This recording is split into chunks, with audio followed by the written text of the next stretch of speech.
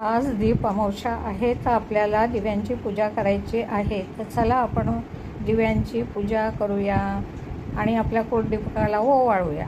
हे बघा बेल आहे ते आपल्या सगळ्या देवांना वाहूया. सगळी फुलं बेल आपण वाहून घेऊया. इथे पण आपण इथे देवांना बेल वाहूया. ही बघा बेल वाहूया आणि अशी आपण ही पूजा केलेली आहे. हे बघा हे आपण दिवे लावले ना, हा तुपाचा दिवा आहे आणि हे सगळे तेलाचे दिवे नाही. हे सुपारी पैसा तर आपण गणपती पूजन केलेलं आहे, त्याला पण फुल वाहिलेलं आहे. अगोदरच फुल वाहिलेलं आहे.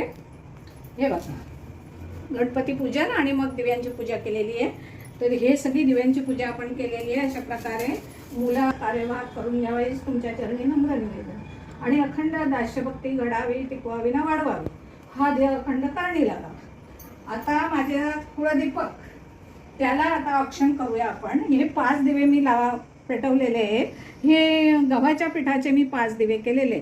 गहू, त्याच्यात गव्हाचं पीठ आणि थोडा रवा, त्याच्यात गूळ आणि थोडं तूप टाकून हे सगळं कणिक भिजवून आणि ते वाफेवर ठेवून त्याचे दिवे हे बनवलेले आहेत.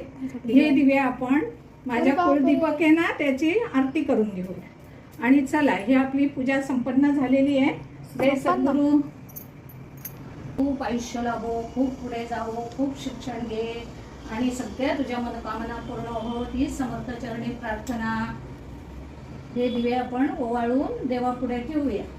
हे कुळदीपकाला ओवाळलं, आपल्या कुळदीपकाला खूप आयुष्य लाभो ही समर्थ चरणी प्रार्थना. या कुळदीपकाला खूप आयुष्य दे भगवंता आणि खूप खूप उन्नती होऊ दे, त्याची खूप मोठी उन्नती होऊ दे ही समर्थ चरणी प्रार्थना. हे दिवे आपण तेव्हा पुढेच आता असे ठेवायचे आणि नमस्कार करूया. या कुळदीपक नमस्कार कर. देवा मला खूप आयुष्य दे, देवा मला खूप आयुष्य दे आणि मी अभ्यास करील त्याच्यात खूप बरकत दे. मी त्याची अभ्यास खूप बरकत दे. मी जो अभ्यास करेल त्याच्यात खूप बरकत दे, त्याच्यात खूप बरकत दे. अखंड माझं सामर्थ्याने रक्षण करत राहा.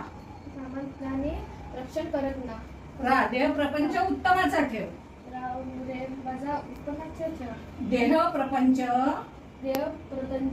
उत्तमाचा ठेव. उत्तमाचा ठेव हीच तुझ्या चरणी प्रार्थना. हीच तुझी चरणी प्रार्थना.